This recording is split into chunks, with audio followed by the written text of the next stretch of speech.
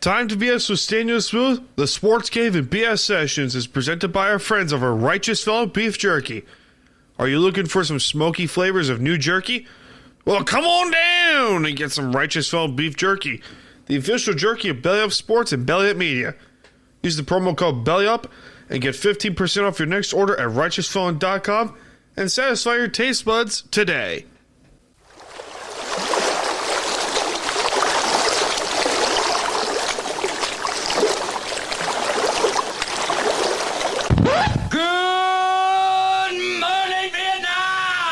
It's time to BS.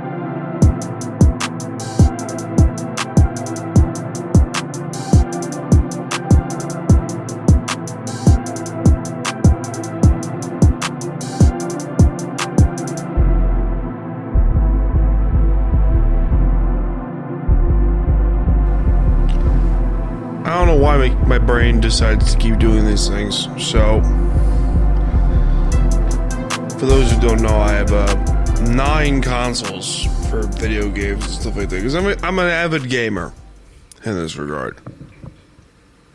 I do love my games. So I have, oh Jesus, in generation order, the PS2, GameCube, original Xbox, the Wii, 360, Xbox One, the Nintendo Switch, PS4, and the Xbox Series X. Fuck, I guess. I just managed to fit the Xbox One in my TV. So, I have 4 HDMI ports in this thing. They were hooked up beforehand to the 360, the Switch, PS4, and Series X. I managed to get an HDMI two-way splitter which fit fucking perfectly, and that's hooked up to the 360 and now the Xbox One because, you know, I like the Xbox One. I want to be able to use that thing. Jesus Christ. You can't see it because, you know, I don't have a camera in front of me, and the reason why is because it is 3:45 in the fucking morning. I don't like to record podcasts early in the morning. This is going to be a segment of me complaining. And my cat thinks, oh, Dad's awake, so that means food. And whenever she finishes eating, she runs around like a fucking crackhead on meth. It's quite funny because, you know, then you can't see, but you probably can hear her just running around like a psychopath. Right? Right, Donut? Donut's a crackhead. Anyway, ladies and gentlemen, my name is Staniel Smooth. I'm coming to you from the beaches of Long Island, New York. I'm part of the Belly Up Sports and Belly Up Media Networks. This is the Staniel Smooth Show. And like I said, it is 3:45 in the fucking morning. I am tired. I have slept relatively well, except for last night. These last few days. It's been very hectic. I say hectic in quotes. Yeah, it hasn't been hectic as much as, you know, as it should be. That's the funny part. This whole, like, wedding shit has gone relatively smooth. For the most part. Every now and then there's some things that make you want to bash your head against a brick wall, but, you know, it happens. You know, such is life. And life is never perfect. Life will never be perfect, and that's fine. You can make it. You want it to be perfect, but in the end, life will just give you the finger and go, nah, fuck you. We're not going to be perfect for you today. The irony of this whole thing, nothing is perfect. Even God, He made your ass. I always thought about that. You know, I thought about these things every now and then. I just go, you know what, if God were a woman, would the world be fucked up, or would the world honestly just correct itself like immediately? Because you guys, you can speak to this. There's no way the world would be fucked up as much as it is if God were a woman. Let's be fucking real. And you ladies can probably attest to this for those who are listening. Y'all motherfuckers are perfection lords. They're perfectionists. Tell me I'm wrong. Tell me I'm fucking wrong. It's not even like sexistly charged. It's just fucking real. Name one woman in your life that is not a full-blown perfectionist at heart. Seriously, it's fucking funny. And then you wonder why your fucking anxiety's through the roof. So, I want to talk about something.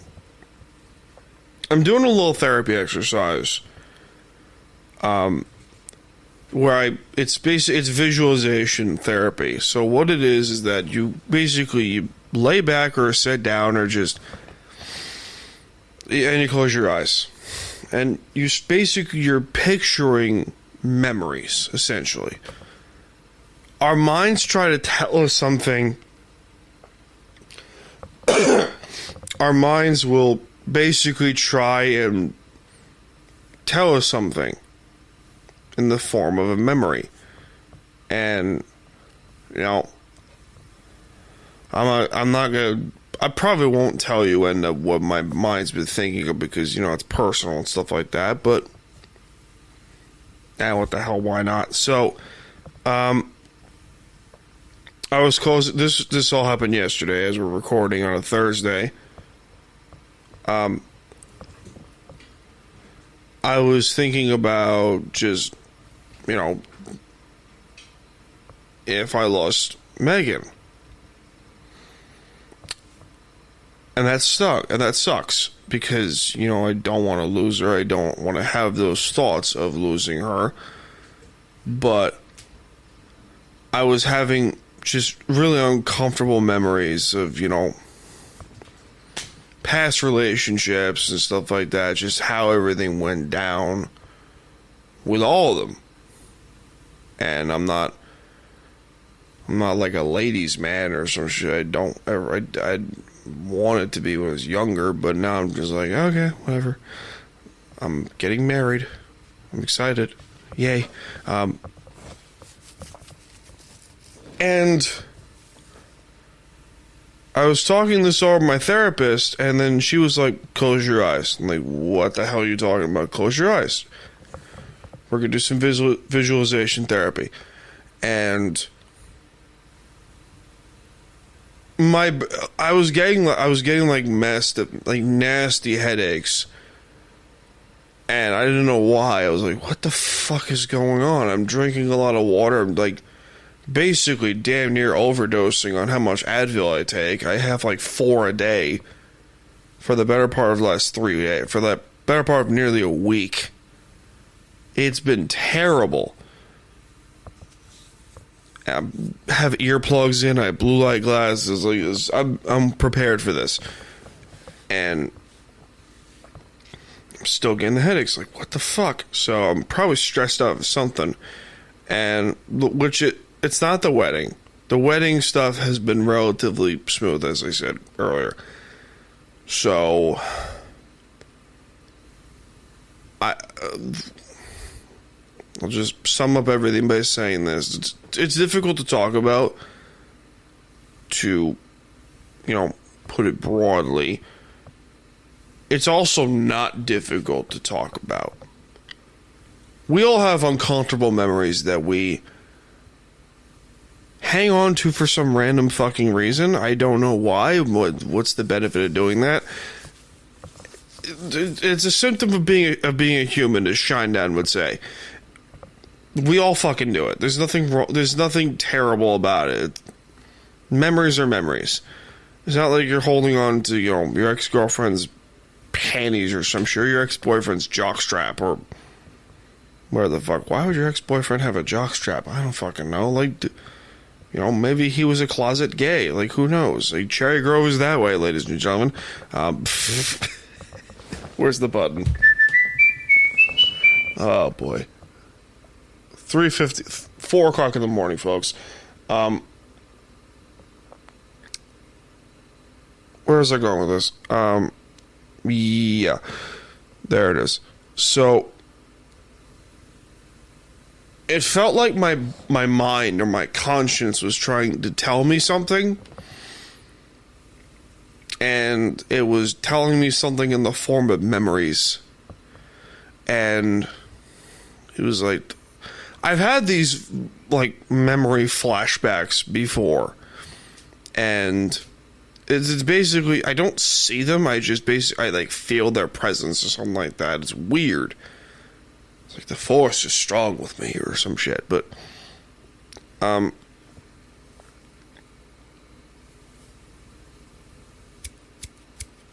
brain, and I was thinking, just what the fuck.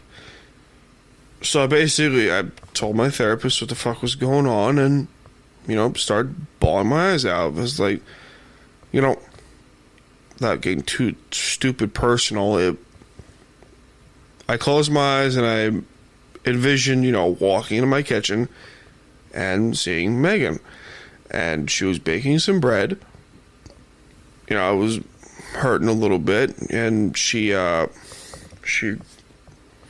started giving me a hug and asked what's wrong and stuff like that. I very, very clearly see her smile. And her smile has always been very infectious. And, even if it's just something stupid, her smile, her laughter, and just her joyful face is something that's it's just infectious. I love that shit. And that started to that started to help clear my head, and that was nice. And I encourage everyone who may be listening or watching this audio form on YouTube, because shit, try this out. Just close your eyes and tell yourself what you see. Our brains try to tell us something in the form of uncomfortable memories. I wish I knew this sooner, but you can't live in a world with regret. You can't. So, sports topic. The Oakland A's had their final homestand of their existence in Oakland recently. And I've said this before, and I will say it again until I'm blue in the face. Small market teams do not succeed with bad ownership. They don't. And I will also say it again. Baseball should have a salary cap to help benefit these small market clubs. And a salary floor. They should. Baseball should. It's never going to happen, but they should do it. And it's to help benefit these small market clubs like Oakland, say what you want, Seattle, Kansas City, what's his face, Miami. I'm going with San Diego. More or less like, those clubs that are like just middling above 500 and stuff like that all the time, and they're always getting their pieces traded away to like the Yankees or some shit. Like the Giancarlo Stanton trade years ago, for example. I love the history of the A's. I love the history of the Oakland Coliseum, dating with the Raiders and stuff like that. I love Raider Nation, I really do. But the A's case is more or less of a somber story, because you can't blame anyone specifically other than, maybe the city of Oakland for... This dates back to the Raiders, for God's sakes, to when they were first considering moving to Vegas. Or when they moved to Los Angeles, it was like, the fuck, you can't supply a city, but you can't supply a stadium, but you can supply all this drug money, essentially, to Oakland. And Oakland's a wreck. Like, straight up. Most of California on the coast is a fucking wreck. Don't believe me? Anyone who's in San Francisco would like to tell me, oh, San Fran's a beautiful city. It's like, yeah, sure, 15 years ago. Now it's terrible. You know? It's crazy how everything's falling apart. But that's not... that's another rant. John Fisher, the Oakland A's ownership, just... they had every opportunity in the world to spend the money. And bring out some really good baseball teams. And he didn't. He had every stinking opportunity on the planet to go and say, all right, let's go trade for Christian Yelich. Let's go trade for, you know, throw some poor Marlins in there, you know, D. Gordon, you know, Stanton or some shit. You know, like, we had every opportunity to face the planet to go and say, hey, we can win. We can do this shit. And what they have done is essentially punted on every single season. They've punted on everything. And they continue to show why, with the exception of the NFL and maybe hockey, small market clubs are born to die. They're born to be bottom feeders. They're born to be, you know, scavenged by clubs like the Yankees. And I'm a Yankee fan, so I would know this. And teams like the Lakers in the NBA. It's a fucking shame because you want clubs like this to succeed. Kansas City is just starting to get better after years of tormented bullshit. After a fucking near decade of this shit. They won a World Series recently, for God's sakes. By recently, I mean a decade ago, but, you know, shit, you know what I mean?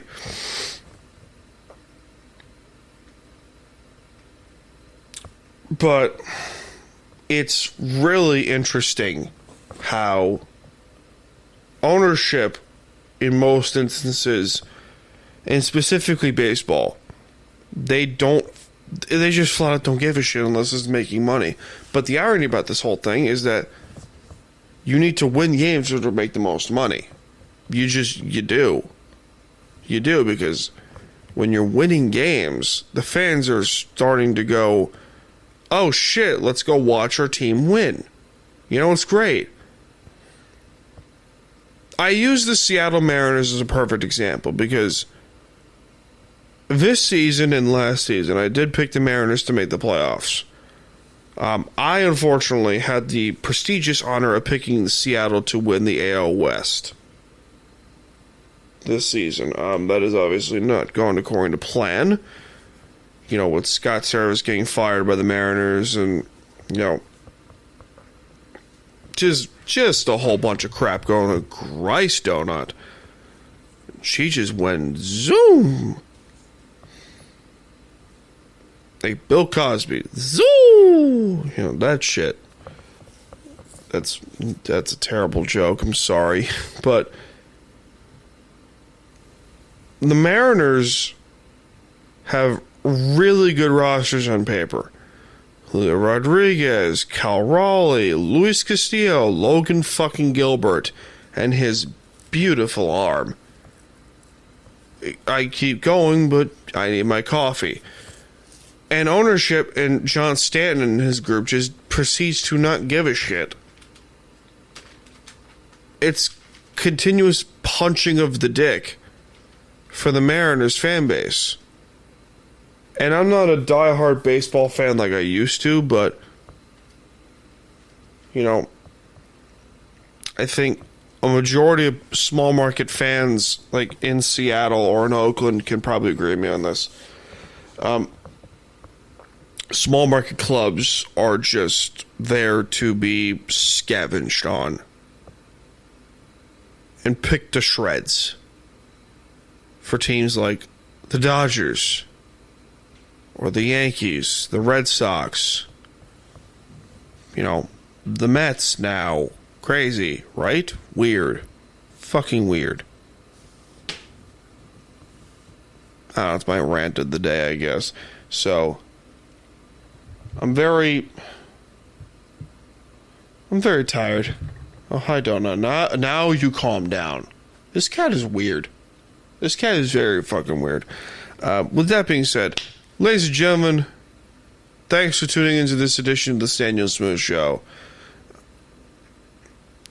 I guess I will do my best to keep doing this more and more. This is only the 4th time I'm doing this, so we'll see where I go with this whole thing. But regardless, with that being said, ladies and gentlemen, I'm coming to you from the lovely beaches of Long Island, New York, and this has been the Staniel Smooth Show.